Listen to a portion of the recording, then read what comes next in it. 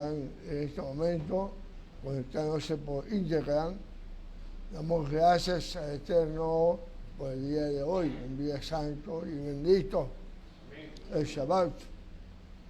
De aquí de la congregación María Bellacob, Caracas. Shabbat Shalom. Por sentarse, amado.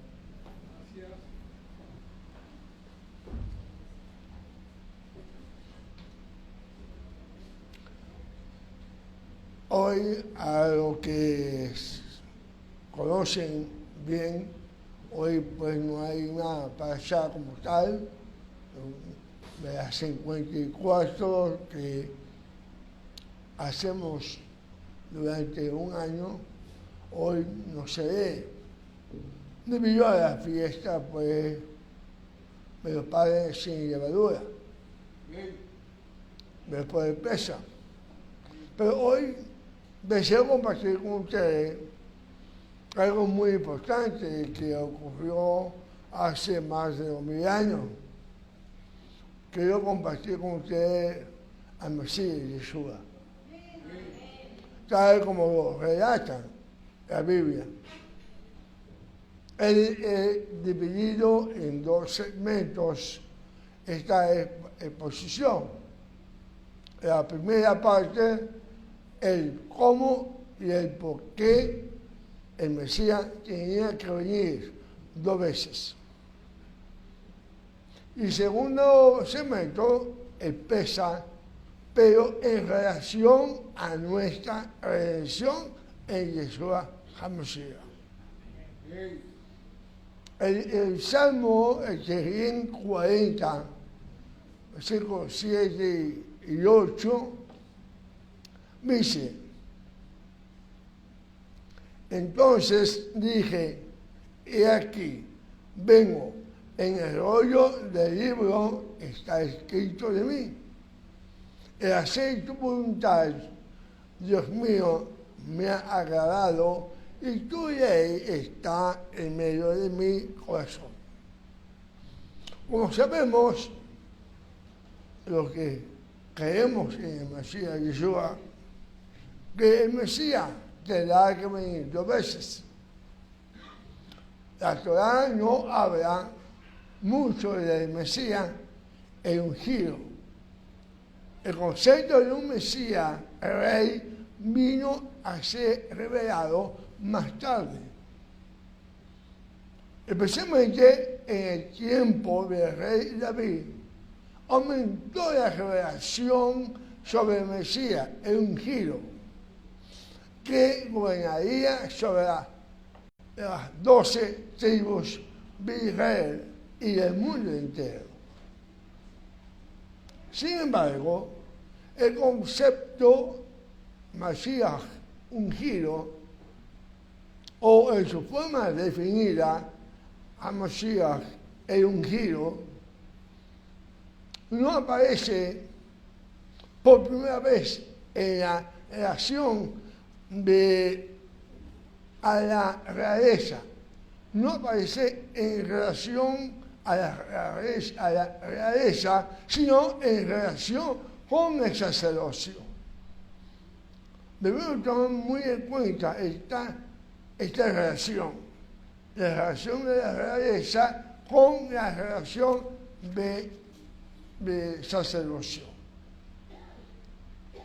La expresión HaMashiach aparece 3 veces en el Sefer Vayikra, Levítico, capítulo 4, donde habla del sacerdote ungido que ofrece el sacrificio por el pecado.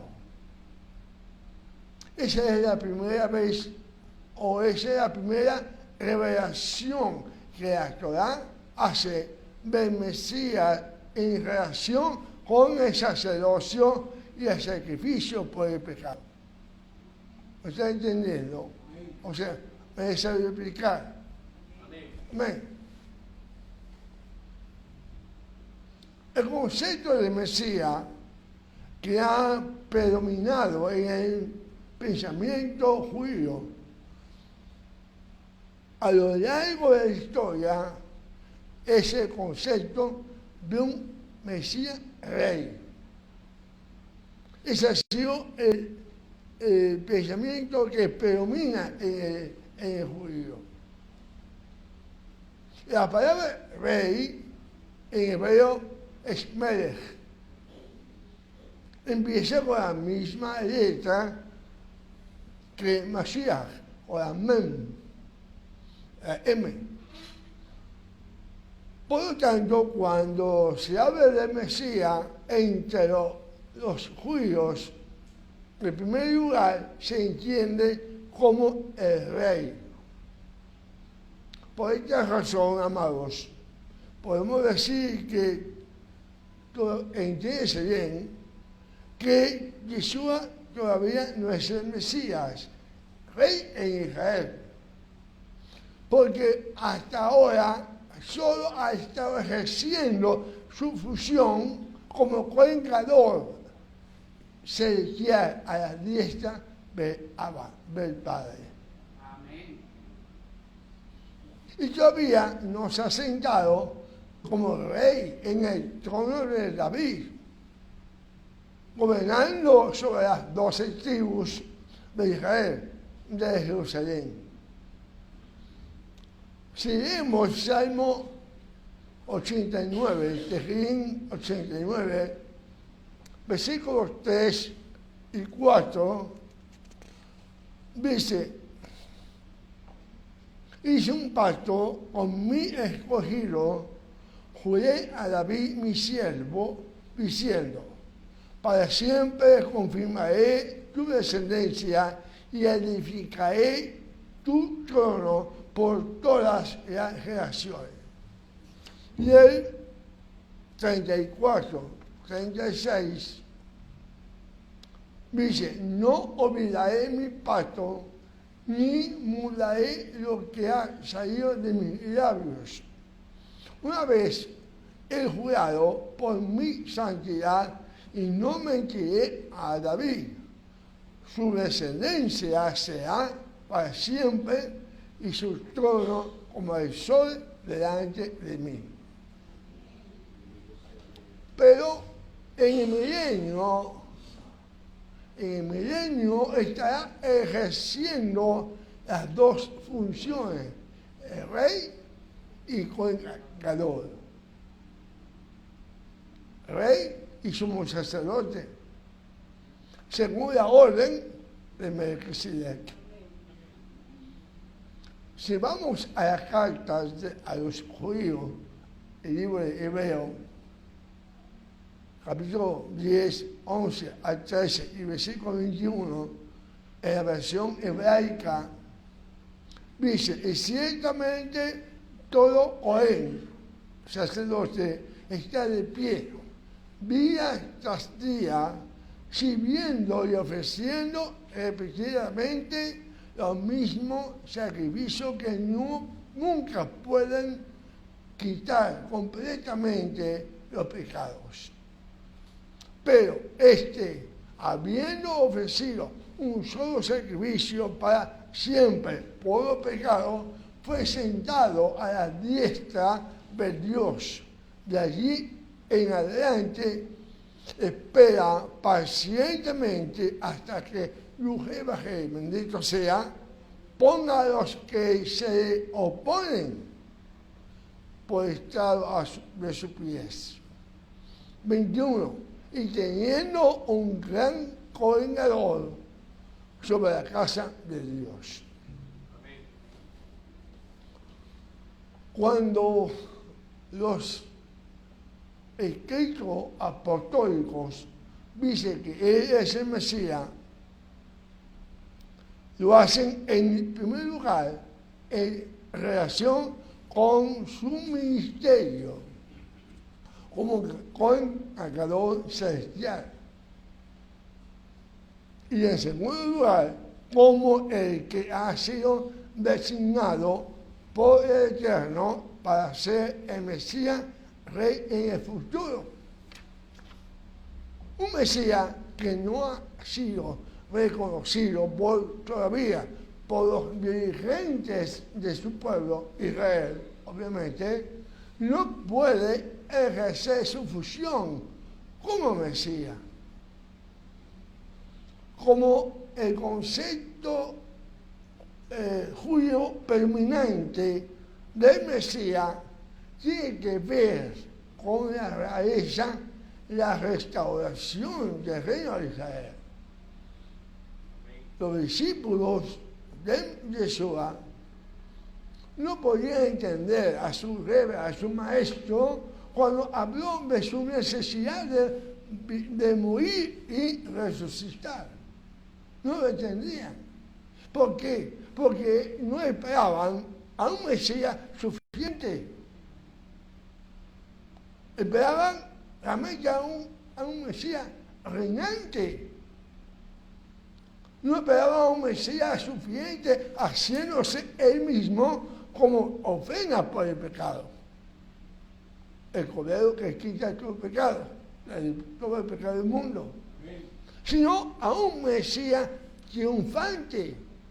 O a veces hemos visto cabalgando un caballo blanco, quizás, y con una espada cortando la cabeza de todos los oponentes.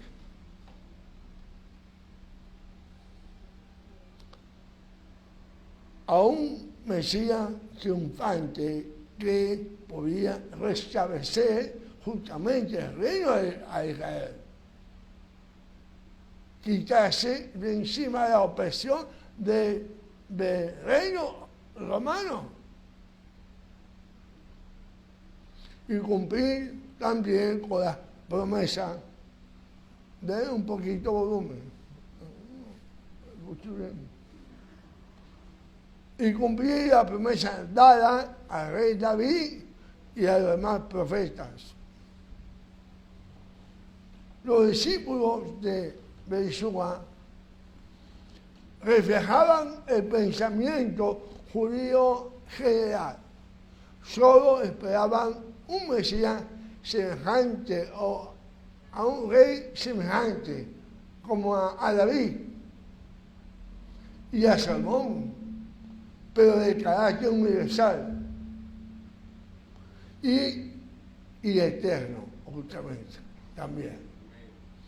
La revelación de un Mesías suficiente que se entrega como sacrificio por su pueblo no es muy desarrollada entre los rabinos, la mayoría de ellos, ya que la mayoría de ellos rechazaban tal concepto. Sin embargo, hay varios documentos antiguos, rabínicos, que hablan de esto. Pero esta revelación ha estado escondida de la mayoría de los rabinos hasta hoy. El secreto del Eterno solo ha sido, amados, ha sido revelado a unos pocos rabinos, entre ellos muchos rabinos, pocos rabinos y a muchos gentiles. Elohim, el juez supremo, tiene su propósito con esto. No le busquemos muchas vueltas a esa cosa. El Señor tiene un propósito con esto. Porque muchas veces decimos, ¿por qué no entienden los judíos de que el Mesías es judío? De que el Mesías Jesús es el Mesías. El Señor, nuestro Padre, Abacados, tiene un propósito en todo esto. Ahora vamos a destacar el hecho de que la Torá da varios testimonios mostrando que el Mesías tiene que venir dos veces. ¿Sí? Aquí entran en escena tres personas que constituyen prototipos proféticos del Mesías venidero. Está José, hijo de Jacob, está Moisés y está Josué. La primera vez que José ben Jacob se encontró con sus hermanos en Egipto, no los reconocieron. Acuérdense que ellos subieron a Egipto por el problema de la hambruna, el hambre que se desarrolló durante esa época, 7 años.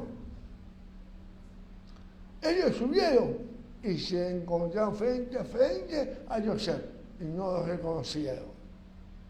Los gentiles, los egipcios, le habían reconocido como su salvador, obviamente, a José, porque lo salvó de la hambruna. Y él también estaba sustentando a su vez a los hijos de Israel, a sus hermanos, cuando subieron a comprar granos. Las 11 tribus que quedaron con su padre Jacob. Pero ellos no lo sabían. En el primer encuentro no le reconocieron como su hermano. Tenía que haber 8 encuentros.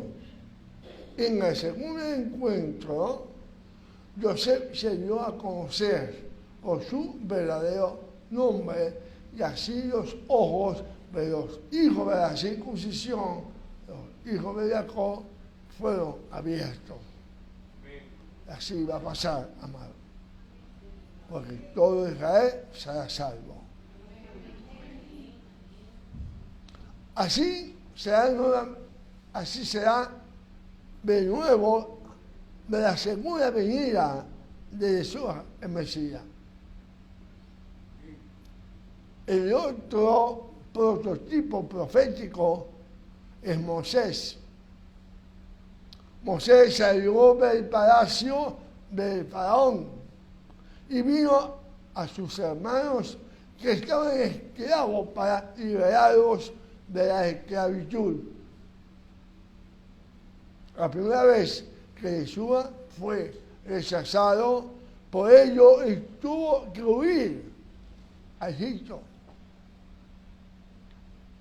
La segunda vez, mejor dicho, solo la segunda vez cuando vino a los ancianos de Israel, le recibieron como el enviado del Eterno para su liberación de la esclavitud. Moisés también vino 2 veces. Y la segunda vez fue aceptado por el pueblo de la circuncisión. Los israelitas. Y el tercer prototipo profético fue de Josué. Josué fue enviado por primera vez a la tierra prometida. ¿Se acuerdan cuando él entró con los espías? Al regresar al pueblo, no hicieron caso a sus palabras, ni a él ni a Caleb. Tuvo que haber otra oportunidad. Cuando Josué finalmente introdujo al pueblo a la tierra, esa era su segunda visita a la tierra prometida. Este es otro testimonio dado en la Torá de que el Mesías tiene que venir 2 veces a su pueblo, a su tierra, amado. Yeshua es el Mesías anunciado por el Nabí, el profeta Isaías. En su Sefer, en su libro, capítulo 53, del 1 al 12, yo sé que la mayoría ya lo conocen, ¿verdad? ¿Quién ha creído a nuestro anuncio y a quién le ha sido revelado el pedazo de Adonai? Delante de él creció como infante y como raíz de tierra seca. No tenía forma ni hermosura para que mirásemos, para que lo miráramos, ni belleza para que nos dedicáramos en él. Fue despreciado y humillado por los hombres, varón de dolores y experimentado en el sufrimiento. Volvimos de él nuestro rostro. Lo tratamos con desprecio y no lo estimamos. Ciertamente él sufrió nuestros dolores y cargó con nuestras enfermedades. Con todos nosotros lo tuvimos por azotado, por herido de Dios y humillado.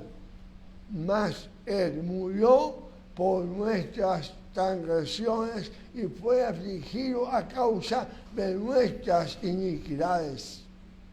El castigo de nuestro shalom, de nuestra paz, él lo recibió y por sus heridas fuimos sanados. Todos nosotros como ovejas nos descarriamos, cada cual siguió su propio camino, mas Yud-Heh-Vah-Hei, bendito sea, ha hecho caer sobre él las transgresiones de todos nosotros. Se acercó y fue afligido, pero no abrió su boca. Como cordero que es llevado a la matanza y como oveja que enmudece ante sus esquiladores, mas él no abrió su boca. De la cárcel y del juicio fue tomado. ¿Quién podrá describir su angustia? Pues fue cortado a la tierra de los vivientes y golpeado por los inicuos de mi pueblo. Se le puso su sepulcro con los inicuos, mas con el rico su muerte. Sin embargo, no cometió iniquidad, ni hubo engaño en su boca, mas fue voluntad de Hashem que él sufriera. Lo sometió al dolor y él entregó su vida como expiación por la transgresión para que vean la descendencia y largos días. Y la voluntad de Adonai prosperará en sus manos. A causa del dolor de su alma, él verá y quedará satisfecho con entendimiento y librará de culpa a los justos, pues él es siervo de muchos y llevará las iniquidades de ellos. Por lo tanto, pondrá su parte con los grandes y él esparcirá el despojo con los poderosos, porque ha derramado su vida hasta la muerte. Fue cortado con los transgresores, no obstante cargó la transgresión de muchos e intercedió por los transgresores. Amén. Amén.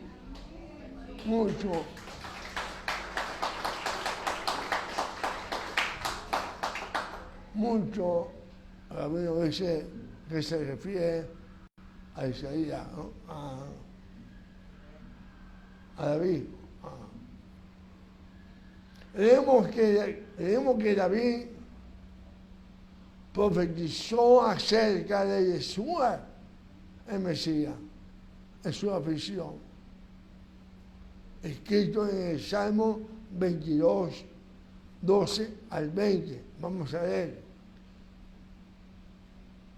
Muchos, todos, me han rodeado, todos salvajes de Basham, me tienen cercado. Abren amenazante la boca contra mí como un león hambriento y rugiente. Soy derramado como aguas y todos mis huesos están descoyuntados. Mi corazón se derritió como cera y mis entrañas se desgastaron dentro de mí. Mis fuerzas se han secado como un tiesto y mi lengua se pegó a mi paladar. Me has echado en el polvo de la tierra, de la muerte, perdón. Me han rodeado los perros, me han cercado una turba de malhechores y traspasaron mis manos y mis pies. Me dolían todos mis huesos, ellos me miraban y se regocijaban. De repente, se reparten mis ropas entre ellos y sobre mi vestimenta echaron suerte. Pero tú, oh Adonai, no estés lejos de mí. Oh tú, fortaleza mía, apresúrate a ayudarme, libra mi alma de la espada y del poder de los perros. No puede ser Israel, como muchos distribuyan. Entonces se cumplió en nuestro Mashiach allá cuando en el Calvario. También Moisés escribió en Devarim 18-19 palabras que Adonai le dijo, y dijo así: un profeta como tú levantaré de entre sus hermanos y pondré mi palabra en su boca y él les hablará todo lo que yo le mande y ocurrirá que le pediré cuentas a quien no escuche las palabras que él diga en mi nombre. Hay una versión que dice: Jesús es el Naví, el profeta anunciado. Jesús es el Mesías, es el Hijo del Creador del universo, que dio su vida para salvarnos.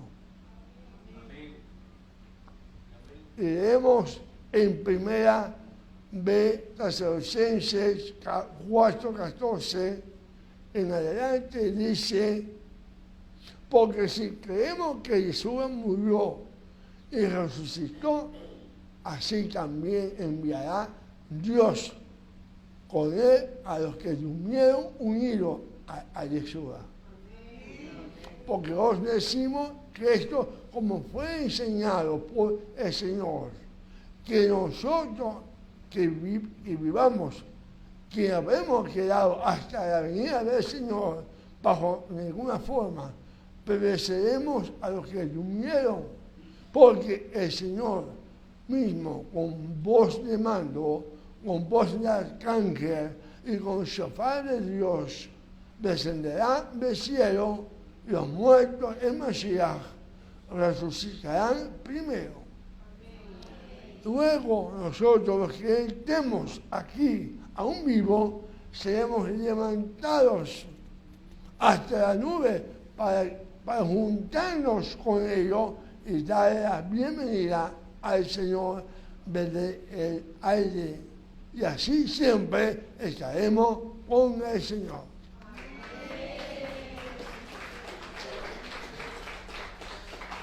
Bendito sea el Eterno, amado, por revelarnos estos secretos, sus secretos. Y consecuentemente, en la celebración de Pesaj, además de celebrar la Pascua, la libertad de nuestro pueblo, la libertad nuestra, ¿verdad? En ella, en Pesaj, está nuestra redención en Yeshua. La fiesta de Pesaj es, en mi opinión personal, una de las celebraciones más hermosas que el Creador nos ordenó llevar a cabo, pues nos declara su perfecto plan de redención al hombre a través de su Hijo Yeshua. Es sumamente emocionante descubrir cómo la celebración de Pesaj concuerda y anuncia detalle por detalle a nuestro amado Yeshua, nuestro Salvador. Hagamos un pequeño repaso para ver claramente cómo el Pesaj concuerda y anuncia a nuestro Rey Yeshua. La palabra hebrea Pesaj significa, como muchos ya saben, literalmente pasar sobre o pasar por encima. Este término hace alusión directa a lo que sucedió en Egipto con el pueblo de Israel, cuando la muerte, la plaga de la muerte, la última, ¿verdad?, pasó por encima de las casas de los hebreos que tenían en sus dinteles la marca del cordero sacrificado, la sangre del cordero. Es precisamente durante este evento que se instituye la celebración de Pesaj, según Éxodo 12. Los preparativos para la celebración de la Pascua se inicia el día 10 del primer mes, Aviv, también conocido como Nisan. En este día, cada hogar tenía la responsabilidad de buscar un cordero de 1 año, sin defecto, perfecto, y apartarlo hasta el día 14 del mismo mes. Eso lo vemos en Shemot, capítulo 12, versículos 3 al 6. El día 14, entre las 2 tardes, aproximadamente las 3 p.m., el cordero debía de ser sacrificado y la sangre del cordero debía ser rociada en el dintel y las 2 partes, o mejor dicho, las 2 postes de la puerta de la entrada de cada hogar.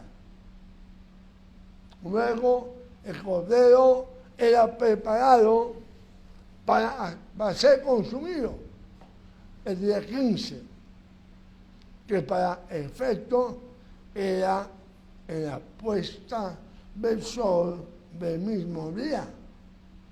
Pues como sabemos que los días en el calendario hebreo empiezan a la puesta del sol. Junto con hierbas amargas y pan sin levadura. Eso lo vimos en el Pesaj. ¿Quién asistieron a Pesaj? Amén. Muy bien. Pan sin levadura, mazot. Muchos lo celebraron en su casa, la educación. La razón por la cual se consume pan sin levadura, esa galleta que comimos, ¿verdad?, es el recuerdo de la noche que Israel salió de Egipto, ya que no tuvieron que salir deprisa Obviamente no le dio tiempo de leudar la masa del pan, por lo que comieron pan sin levadura. Uno de los detalles más interesantes de lectura de esta celebración es ver la estrecha relación de cada evento de Pesaj con los eventos en la vida de Jesús, lo cual es evidencia certera de que Él es el Mesías de Israel. Examinemos algunos detalles acerca de la Pascua, según Éxodo 12. Éxodo 12 y su relación con Jesús. El cordero se cogía el día 10 del primer mes, Nisan o Aviv. Este es uno de los detalles que identifica a Jesús como el cordero pascual, ya que, según los cálculos, su entrada a Jerusalén fue el día 10 de Nisan. Los corderos eran inspeccionados para estar seguros de que no tenía ningún defecto. Jesús fue inspeccionado durante esos 4 días por diversas personas, autoridades. Pilato, Herodes, el sumo sacerdote, Anás y Caifás, etc.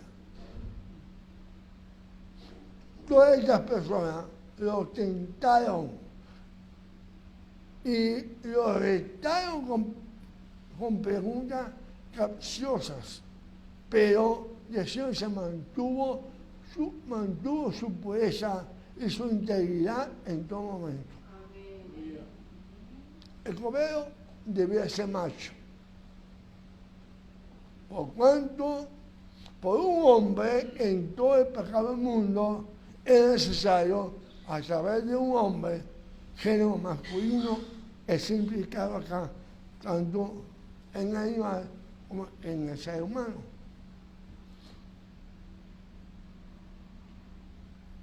Era necesario que a través de un hombre fuésemos redimidos del pecado. Tal como escrito está en Romanos capítulo 5, versículos 12 y 19, que dice el 12, por tanto, como el pecado entró en el mundo por un hombre y por el pecado la muerte, así la muerte pasó a todos los hombres por cuanto todos pecaron.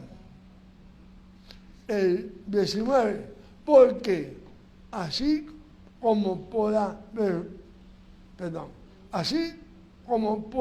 desobediencia de un hombre, los muchos fueron constituidos pecadores. Así también por la obediencia de uno, los muchos serán constituidos justos. Amén. Debía ser sacrificado entre las 2 tardes. Dice el versículo. Las similitudes, la frase entre las 2 tardes se refiere a la hora novena o las 3 de la tarde. Fue precisamente a esta hora que Jesús murió colgado en el madero. Mateo 27, 46, dice, cerca de la hora novena, Jesús clamó a gran voz, diciendo, Elí, Elí, lama sabachthani. Esto es, Dios mío, ¿por qué me has desamparado? El 47 dice, algunos de los que estaban allí decían, al oído, Ahí llama y al instante, corriendo uno de ellos, un soldado, un romano, tomó una esponja y la empapó de vinagre y poniéndola en una caña le dio a beber. Pero los otros decían, veja, veamos si viene el día a liberarle. Mas Jesús, habiendo otra vez clamando a gran voz, entregó su espíritu. O sea, en Jerusalén se estaba sacrificando el cordero para Pascua. Jesús estaba simultáneamente siendo sacrificado en el madero.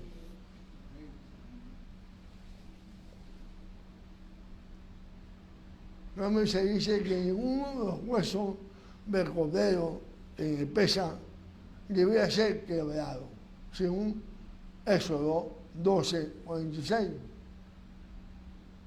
De forma similar, ninguno de los huesos de Jesús fue quebrado al morir.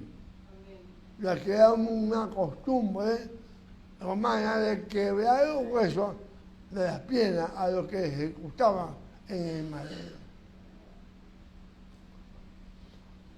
La sangre del cordero debía ser rociada sobre los dinteles de las puertas.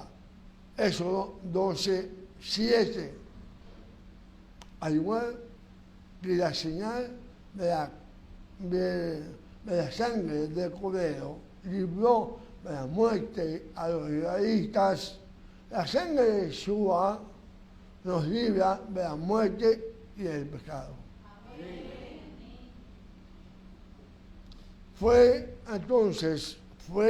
durante esta celebración que Jesús murió, cumpliendo así la Escritura y dejándonos ver que sin duda Él es el Cordero de Dios que quita el pecado del mundo. Posteriormente, la fiesta de los panes sin levadura, la que estamos hoy, estamos en el proceso de celebrándola. La fiesta de los panes sin levadura en hebreo, Al-Hamazot, se inicia el día 15 del primer mes, o sea, a la puerta del sol del día en que se sacrifica el Cordero de la Pascua. Esta celebración da inicio a un periodo de una semana en la cual no se debe consumir alimentos que contengan levadura. Éxodo 12:15. Por tal razón se come pan sin levadura. Comemos masá durante esta semana. No hay torta, no hay dulcito, tanto que le gusta a mi amado Abraham, el dulce. ¿Verdad? Poco. Postre. Bueno, a mí también no.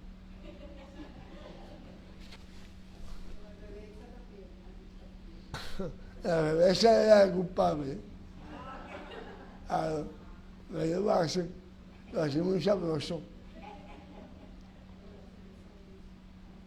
El primer día y el séptimo día son días considerados días de reposo. En el Pesaj, una hermana me dijo, haga saber que mañana es día de reposo. No se trabaja. Ella sabe quién es. Aunque estamos hablando de esta celebración, quisiera aclarar un punto muy importante que ha traído anteriormente algo de confusión.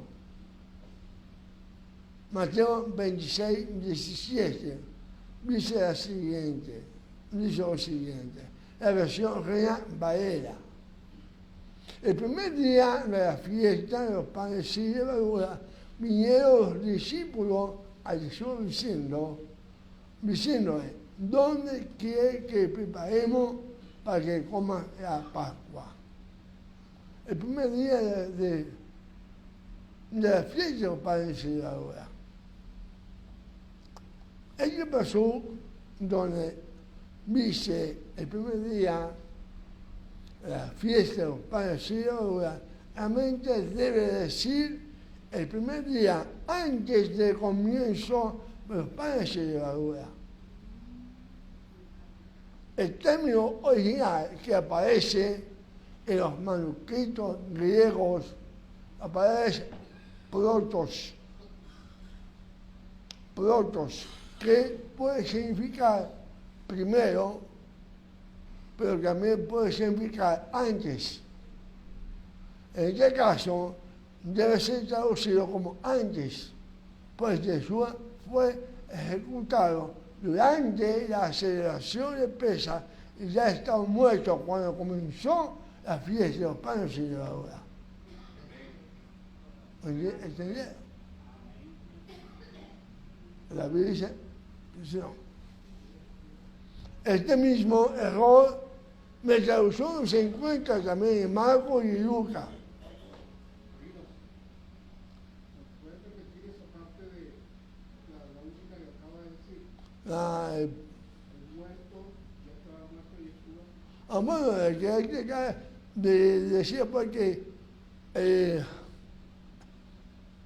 sobre el versículo, en este caso, debe ser traducido antes, basado en la versión griega, la palabra protos, que significa primero o antes, que debería ser antes la porción, ¿verdad? No el primer día de la fiesta de los padres, sino el primer día antes del comienzo de la fiesta de los padres y levadura. En este caso, puede ser traducido como antes, pues Jesús fue ejecutado durante la celebración de Pesaj y ya estaba muerto cuando comenzó la fiesta de los panes sin levadura. ¿Entiendes? Este mismo, esto también lo podemos ver en Lucas y Marcos. El abstenerse de comer alimentos con levadura tiene un significado muy importante. La levadura es tipo de pecado, por lo que a seguir el mandamiento estamos llevando a cabo un acto simbólico espiritual de rechazo al pecado. Y al igual que los israelitas consumieron el cordero y el pan de Pesaj, es nuestro deber apresurarnos a sacar de nuestra vida todo pecado. Por otro lado, el pan sin levadura, masá, el símbolo de Yeshua, el cordero sin defecto, sin pecado. Hubo una vez una conferencia, un amigo decía que las galletas representaban como, nos recordaba cómo quedó el cuerpo del Mesías allá en el caballo, en el madero. Si ustedes ven, la galleta tiene muchas ranuras, ¿verdad? Así. Y dice que eso representa el latigazo que recibió sobre el cuerpo nuestro Mesías. Y también hay unos huesquitos también, que representan donde fue perforado su mano, su pie y el costado. Interesante, ¿verdad? Entonces,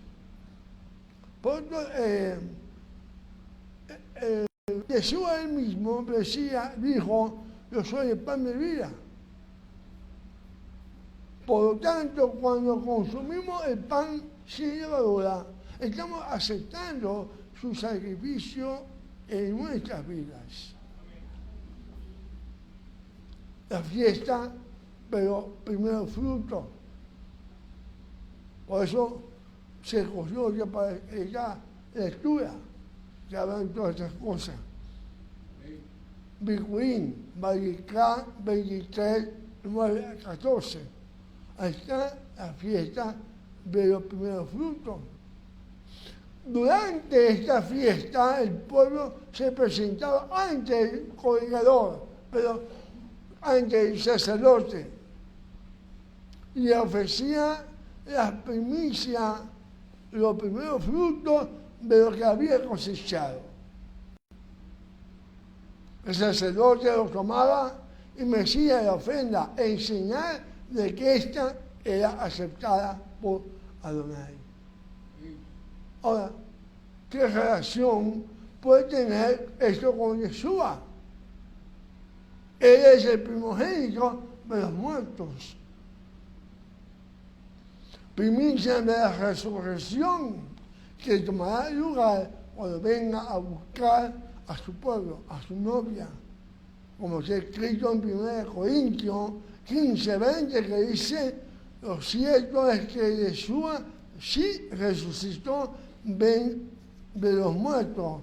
Él es el primer fruto de una gran cosecha, algo ya en el futuro, ¿verdad? Pues vayamos a resucitar todos.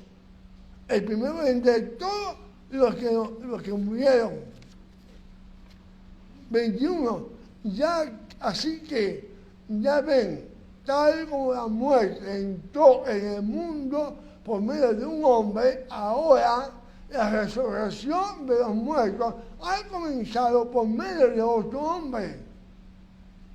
Así como todos mueren, porque todos pertenecemos o todos pertenecen a Yeshua, recibirán vida nueva. Vida nueva. Pero esta resurrección tiene un orden. Yeshua fue resucitado como el primero de la cosecha. Luego todos los que pertenecen a Yeshua serán resucitados cuando Él regrese.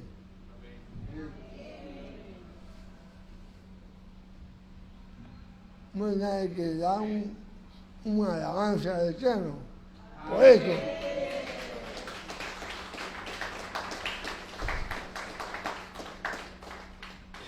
los que están escuchando, viéndome, también, amado. Yeshua, luego de resucitar al tercer día, se presenta ante el Padre como ofrenda mecida, primicia de la resurrección que ocurrirá cuando venga a buscar a su pueblo. Cada una de las fiestas antes mencionadas, amados, tiene un significado muy importante para nosotros. Voy a recapitular. La Pascua, muerte de Yeshua en un madero. Los panes sin levadura, vida sin pecado, la vida de Yeshua. Los primeros frutos, la resurrección de Yeshua.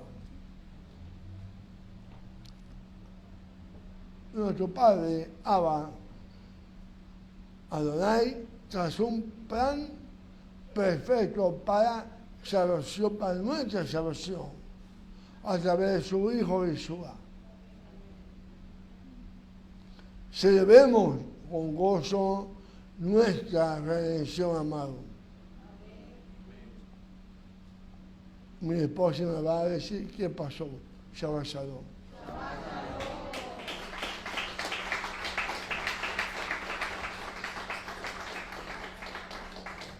Padre nuestro, abacados, damos gracias inmensas por estas revelaciones que nos ha dado a muchos, a los que no han escuchado.